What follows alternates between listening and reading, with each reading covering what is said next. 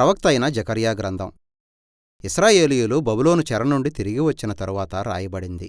Ezra గ్రంథంలో చెప్పినట్టు ప్రవక్తలైన జకర్యా, హగ్గయి ఇద్దరూ కలిసి దేవాలయ పునర్నిర్మాణం కోసం ప్రజలను సవాలు చేసి దేవుని వాగ్దానాల నెరవేర్పు కోసం కనిపెట్టమని వారిని ప్రోత్సహించారు. ఇశ్రాయేలీయుల పరవాసం 70 సంవత్సరాల పాటు కొనసాగుతుందని చాలా కాలం క్రితమే యిర్మీయా ప్రవక్త చెప్పాడు.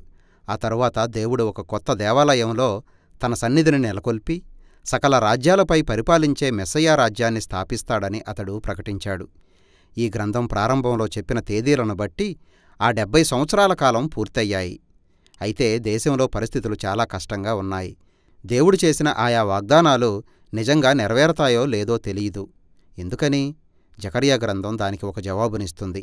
ఈ గ్రంథానికి ఒక స్పష్టమైన కూర్పు ఉంది. దీని ఉపోద్ఘాతం జకర్యా పొందిన అనేక దర్శనాలకు ఒక మంచి పరిచయంగా పనిచేస్తుంది. 7, 8 అధ్యాయాల్లో ఆ దర్శనాలు ముగిసిన తరువాత మరో 2 పెద్ద పద్య కవితలతో కూడిన ప్రవచనాలను చూస్తాం. ఇక మనం ముందుకు సాగి ఈ గ్రంథ సారాంశాన్ని పరిశీలిద్దాం. గతంలో ప్రవక్తల మాటలు వినకుండా తిరుగుబాటు చేసిన తమ పూర్వీకుల్లాగా ఉండక దేవుని వైపు తిరగమని జకర్యా తన తరంలోని ప్రజలను సవాలు చేస్తున్నాడు. ఆ తిరుగుబాటు వారిని చెరలోకి వెళ్లేలా చేసింది.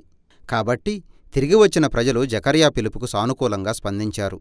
వారు పశ్చాత్తాపంతో దేవుని ముందు తమను తాము తగ్గించుకున్నట్టు కనిపించారు. తరువాతి భాగంలో జకర్యాకు కలిగిన 8 రాత్రి దర్శనాలు వివరించబడ్డాయి. ఈ దర్శనాలన్నీ విచిత్రమైన, వికారం కలిగించే మీ కలల్లాంటివి. ఈ విధంగా దేవుడు ప్రతీకాత్మకమైన కలల ద్వారా ప్రజలతో సంభాషించడం అనేది చాలా ప్రాచీనమైన ప్రక్రియ. అది ఆదికాండంలోనే ప్రారంభమయ్యింది. యాకోబు, యోసేపు, ఫరోల కలలు ఆ సమయంలో జరిగిన ఆయా సంఘటనలకు ఒక రూపం ఇవ్వడం మాత్రమే కాక భవిష్యత్తు గురించిన ఒక ప్రత్యక్షతను కూడా కలిగి ఉంటాయి. అలాగే జకర్యా కూడా అనేక దర్శనాలు చూశాడు. అవన్నీ ఒక చక్కని పద్ధతితో కూర్చబడ్డాయి. వాటిలో మొదటిది, చివరిది 4 గుర్రపు రౌతులను గూర్చినవి. వారు దేవుని ప్రతినిధులుగా ఈ లోకమంతా తిరుగుతూ కావలి కాస్తున్నట్టుగా ఉంది. దేవుడు ఈ లోక రాజ్యాలను శ్రద్ధగా గమనిస్తున్నాడు అని అది సూచిస్తుంది. ఈ లోకమంతా ప్రశాంతంగా ఉంది అన్నదే వారి నివేదిక. జకర్యా కాలానికి సంబంధించి అది దేవుడు పర్షియన్లను పైకిలేపి వారి ద్వారా బబులోనును అణిచివేసి శాంతిని నెలకొల్పడం గురించిన వర్ణన. ఇప్పుడు ప్రశ్న ఏమిటంటే, ఇశ్రాయేలు పరవాసం ముగిసిపోయింది కాబట్టి ఇక యెరూషలేములో మెస్సయ్యా రాజ్య స్థాపనకు సమయం వచ్చిందా అని. దానికి దేవుని జవాబు తన వాగ్దానాలను నెరవేర్చడం విషయంలో తాను దృఢ నిశ్చయంతో ఉన్నాను అని. అయితే ఆ నెరవేర్పు కాలం విషయంలో మాత్రం ఆయన నిశ్శబ్దంగా ఉన్నాడు. ఇక 2, 7 దర్శనాలు కలిపి చూడాలి. ఎందుకంటే ఆ 2 ఇశ్రాయేలు గత పాపం గురించి, అవి ఏ విధంగా వారి చెరకు దారితీశాయో వివరించాయి. 2వ దర్శనంలోని కొమ్ములు ఇశ్రాయేలుపై దండెత్తి దానిని చెదరగొట్టిన రాజ్యాలను సూచిస్తున్నాయి. కొమ్ములు లేక రాజ్యాలు ఒక కమ్మరివారి గుంపు చేత చెదరగొట్టబడ్డాయి. అంటే పర్షియా రాజ్యం. 7వ కలలో ఒక బుట్టలో ఉన్న ఒక స్త్రీని చూస్తాం. ఆమె దేవుని నిబంధనకు వ్యతిరేకంగా ఇశ్రాయేలు ప్రజలు చేసిన తరతరాల తిరుగుబాటుకు సూచనగా ఉంది. ఆ స్త్రీని బుట్టతో సహా కొంగరెక్కలు గల వేరొక స్త్రీ ఎగురుకుంటూ బబులోనుకు మోసుకుపోయింది. ఇది చాలా విచిత్రంగా ఉంది. 3, 6 దర్శనాలు రెండింటినీ కలిపి చూడవచ్చు. ఎందుకంటే అవి 2 ఒక కొత్త యెరూషలేమును గూర్చి వివరించాయి. ఒక వ్యక్తి ఆ నగరాన్ని కొలుస్తూ కనిపించాడు. ఇది యెరూషలేము నగరం తిరిగి నిర్మించబడి దేవుని ప్రజలతో కలిసి ఆరాధించడానికి వచ్చే రాజ్యాలకు ఒక దిక్సూచిగా అవుతుందని దేవుడు చేసిన వాగ్దానానికి ఒక సూచనగా ఉంది. ఇక 6వ దర్శనంలో ఎగిరిపోతున్న ఒక పుస్తకం కొత్త యెరూషలేము చుట్టూ తిరుగుతూ దొంగలను, అబద్ధీకులను శిక్షిస్తూ ఉంది. కొత్త యెరూషలేము లేఖనాల చేత శుద్ధీకరించబడిన స్థలం అని దీని భావం. ఇక మధ్యలో ఉన్న 4, 5 దర్శనాలు చెర నుండి తిరిగి వచ్చిన వారిలో 2 ప్రముఖమైన నాయకుల గురించి. వారు ప్రధాన యాజకుడైన యెహోషువ, దావీదు రాజవంశీకుడైన జెరుబ్బాబేలు. కాబట్టి యెహోషువ ఇశ్రాయేలు పాపాన్ని మోస్తున్న దానికి సూచనప్రాయంగా మురికిగుడ్డలు ధరించి నిలబడ్డాడు.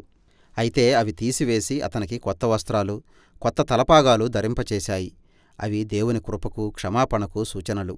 ఒక దేవదూత యెహోషువతో అతడు దేవునికి నమ్మకంగా నిలిచి ఉంటే అతడు తన ప్రజలను నడిపించగలుగుతాడని, అతడు భవిష్యత్తు మెస్సయ్యా రాజుకు చిహ్నంగా ఉంటాడని చెప్పాడు.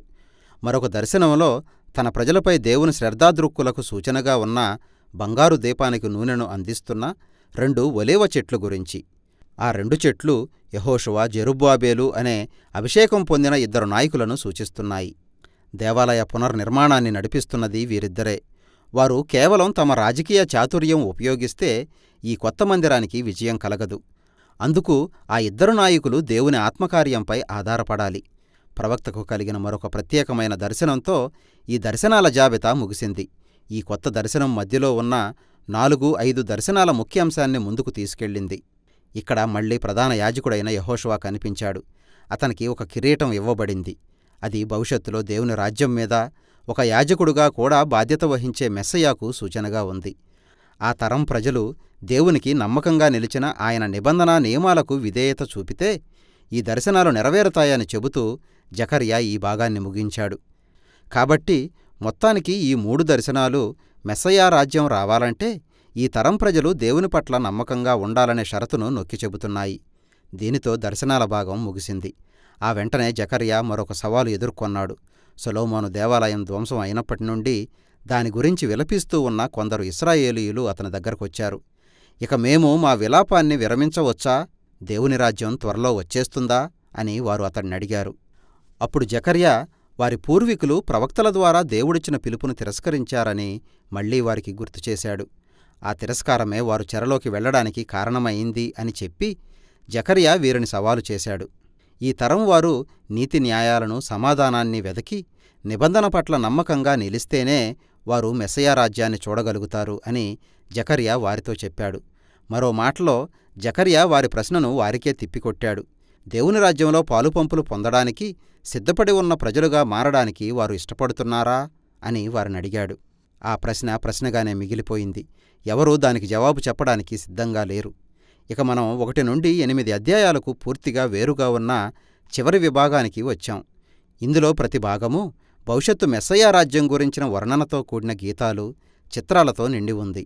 వాటిలో మొదటిది 9 నుండి 11 అధ్యాయాల్లో రాబోతున్న దీనుడైన మెస్సయా రాజును వర్ణిస్తున్నది. ఆయన ఒక గాడిద మీద ఎక్కి కొత్త యెరూషలేములో ప్రవేశించి అక్కడ సమస్త రాజ్యాలపై దేవుని రాజ్యాన్ని స్థాపిస్తాడు. అయితే అకస్మాత్తుగా ఆ రాజు ఇశ్రాయేలు అనే మందకు ఒక కాపరిగా ప్రత్యక్షమయ్యాడు. అయితే మొదట ఆయన స్వంత ప్రజలు, తరువాత వారి నాయకులు ఆయన్ని తోసిపుచ్చారు. ఆ నాయకులు కూడా కాపరులు అని పిలువబడ్డవారే. దేవుడు ఇశ్రాయేలును ఈ దుర్మార్గులైన కాపరుల చేతికి అప్పగించాడు. ఇప్పుడొక ప్రశ్న తలెత్తింది. ఇశ్రాయేలు తమ రాజును ఎల్లకాలం తిరస్కరిస్తుందా? 12 నుండి 14 అధ్యాయాలు అలా చేయదు అని జవాబిస్తున్నాయి. ఈ భాగమంతా మెస్సయా రాజ్యం గురించి అద్భుతమైన వర్ణనతో కూడిన కవితలు, చిత్రాలతో ఉంది. కొత్త యెరూషలేము అంతిమంగా దేవుని న్యాయం ఈ లోక రాజ్యాల దుర్మార్గాన్ని ఎదుర్కొని ఓడించే స్థలం అని ఈ భాగం వివరించింది. ఇది యావేలు, యెహెజ్కేలు గ్రంథాల్లో కనిపించే అంశాలను పోలి ఉంది. అదే సమయంలో దేవుడు తన స్వంత ప్రజల హృదయాల్లోని తిరుగుబాటు స్వభావాన్ని కూడా అణిచివేస్తాడు. ఆయన వారిపై తన ఆత్మను కుమ్మరిస్తాడు. దానివలన వారు తమ మెస్సయా కాపరి మీద తిరుగుబాటు చేసి ఆయన్ని తిరస్కరించినందుకు పశ్చాత్తాపం చెంది దుఃఖిస్తారు. కొత్త యెరూషలేము గురించిన వర్ణనతో ఆఖరి అధ్యాయం ముగుస్తుంది. అది సకల రాజ్యాలు కలుసుకునే స్థలం. ఆ నగరం ఒక కొత్త ఏదెను తోటలాగా మారుతుంది. దేవాలయంలో నుండి జీవజల నది ప్రవహిస్తుంది. అది సమస్త సృష్టికి స్వస్థతను ప్రసాదిస్తుంది. దీనితో ఈ గ్రంథం ముగిసింది. ఈ విధంగా జకర్యా 1 నుండి 8 అధ్యాయాలకు, 9 నుండి 14 అధ్యాయాలకు మధ్య ఉన్న సంబంధం ఏమిటి అన్న ఆలోచనలో మిమ్మల్ని విడిచిపెడతాడు. ఇక్కడ ముఖ్యాంశం ఈ గ్రంథం 2వ భాగంలో వివరించిన ఈ భవిష్యత్తు మెస్సయా రాజ్యం దేవుని ప్రజలు ఆయన నిబంధన పట్ల నమ్మకంగా నిలిచినప్పుడే వస్తుందని ఇక్కడ భావన. జకర్యా గ్రంథాన్ని చదవడం చాలా గొప్ప సాహసమే. ఈ దర్శనాలు, కవితలు అద్భుతమైన వర్ణనలతో నిండి ఉన్నాయి. అది ఒక నిర్దిష్టమైన ఆలోచనా పద్ధతిని అనుసరించడం లేదు. అది చరిత్రను, మన స్వంత జీవితాలను వివరిస్తున్నాయి. ఒక క్రమమైన పద్ధతిలో కూర్చడానికి సరిపోదు. అయితే ప్రవక్తలు దేవుని కార్యాచరణ విధానం గురించి కొంత వెలుగు మనపై ప్రసరింపచేశారు.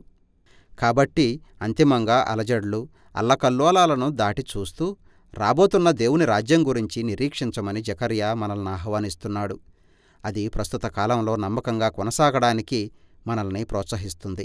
జకర్యా గ్రంథం సందేశం ఇదే.